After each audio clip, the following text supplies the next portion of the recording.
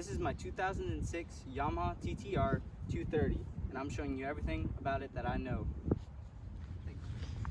So these tires are size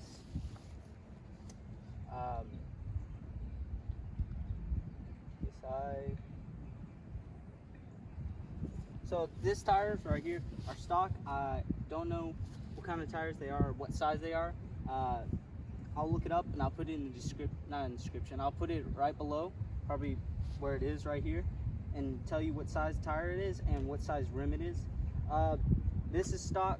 The whole bike itself is about stock. The only thing that is not stock is the handlebars. These are Pro Taper bars. I bought it with it on there. Don't know what size they are, but they're a little bit larger to steer and they're a little bit lower. But there are handlebars. They're not barless. They're handlebars, and they got different plastics on there.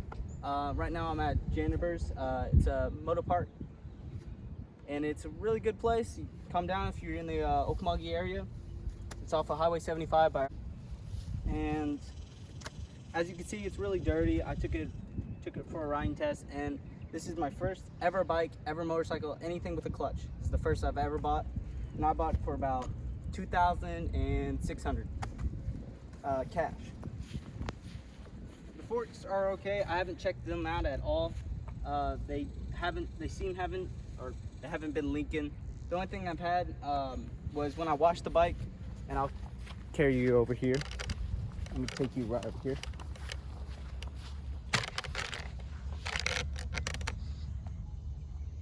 So as you can see, the engine case or the crankcase, whatever you want to call it, the seal did fortunately break. It's not leaking significantly, but it is leaking. So I will say that. My experience having this engine right now, this is you can see a 229cc bike, and this is where the engine is, where the crankcase is. This is your clutch. And what I don't like about this clutch is I find myself here. Yeah, okay, you guys can see that perfectly.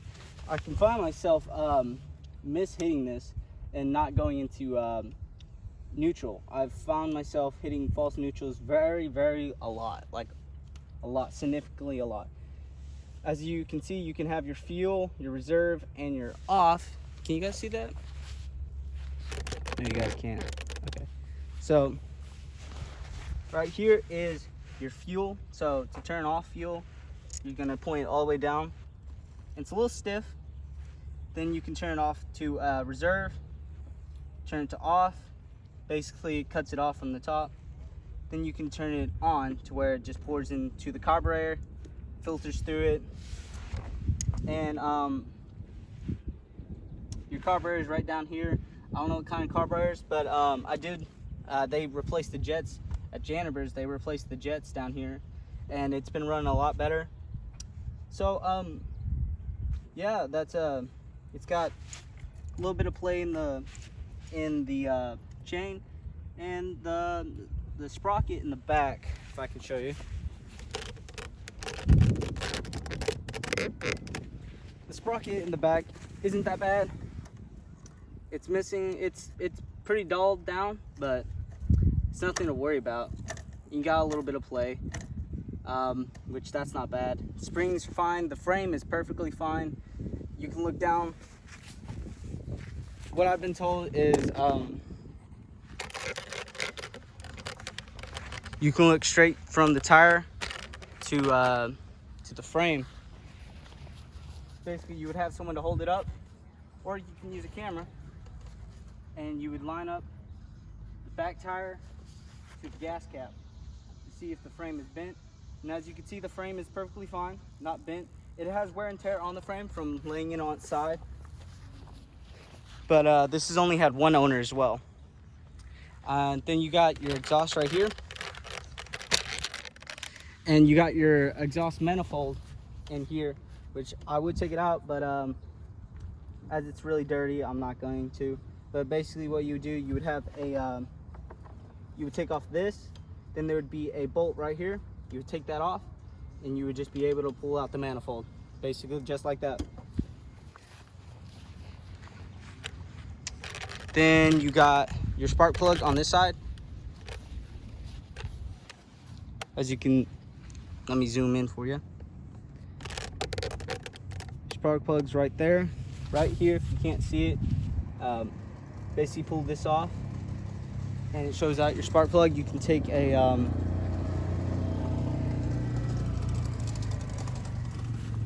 you take it off with a ratchet wrench, or whatever you want to call them. Then right here, if you look lower, you have your oil, and supposedly you have a dipstick, but I still don't know where that is.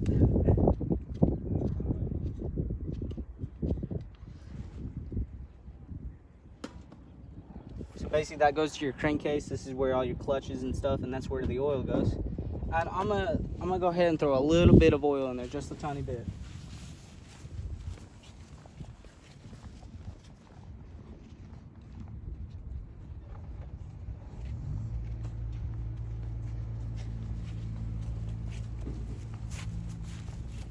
So we got my 4-stroke engine oil.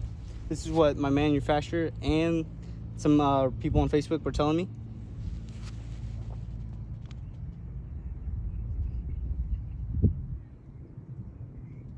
Just threw a little bit in there just to lube up the top.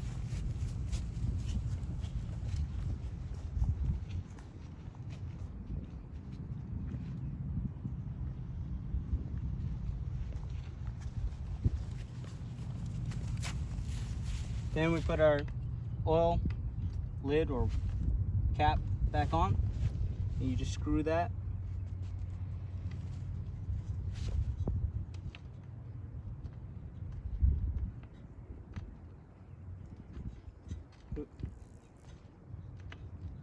Oop.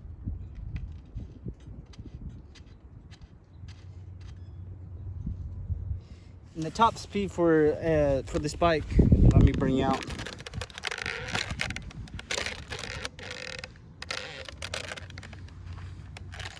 There we go.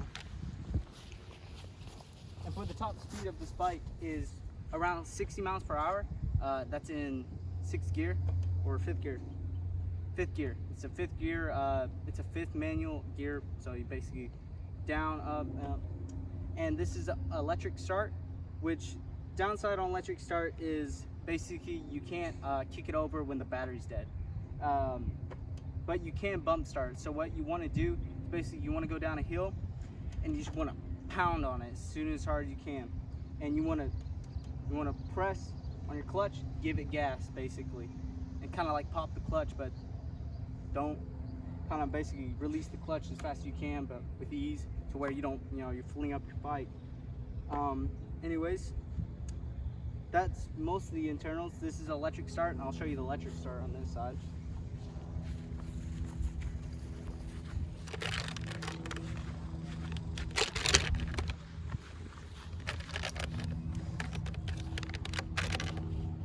So this is your electric start.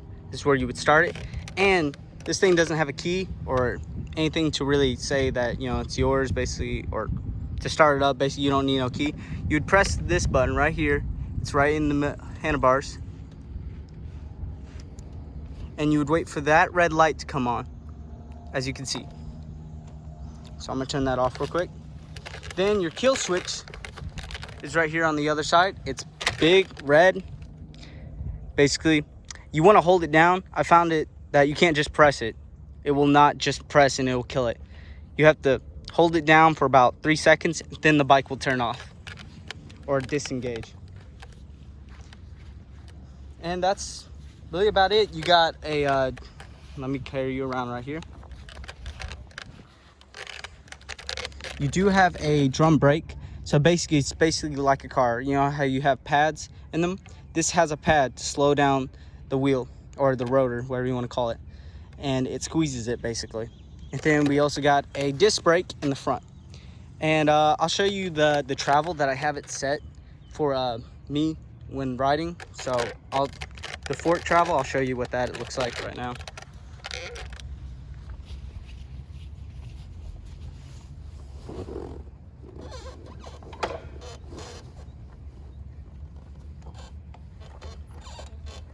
So basically, I kind of can push it down, but I don't want to push back right up real quick. So I have it set to something PSI. Forgot. Anyways, yeah, and it doesn't sag as much. I'll show you a little bit right there. I have a little bit sag, but not too much.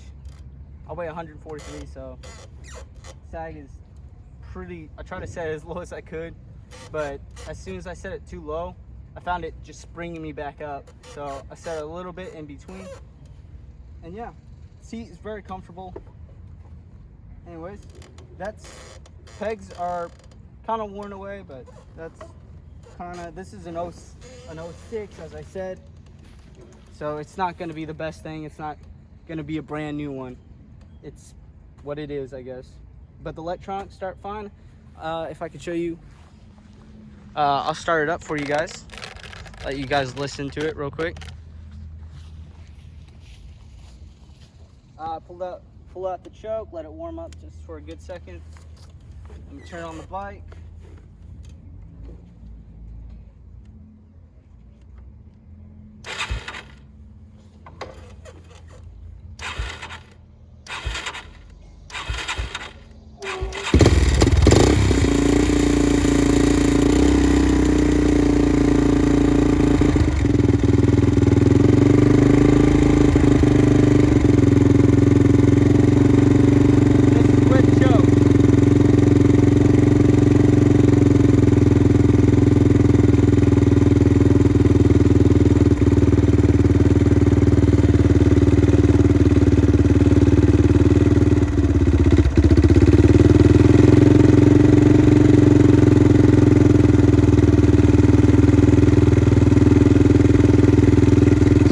That's it idling right now. So I'll give you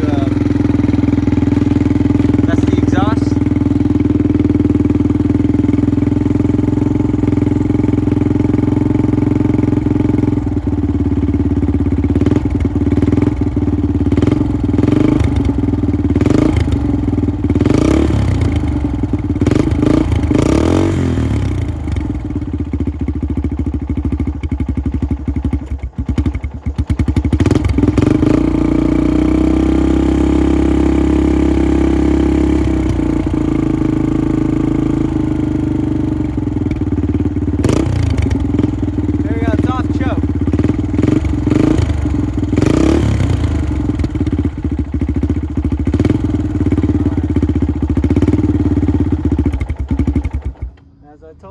Takes a couple seconds for that to turn off.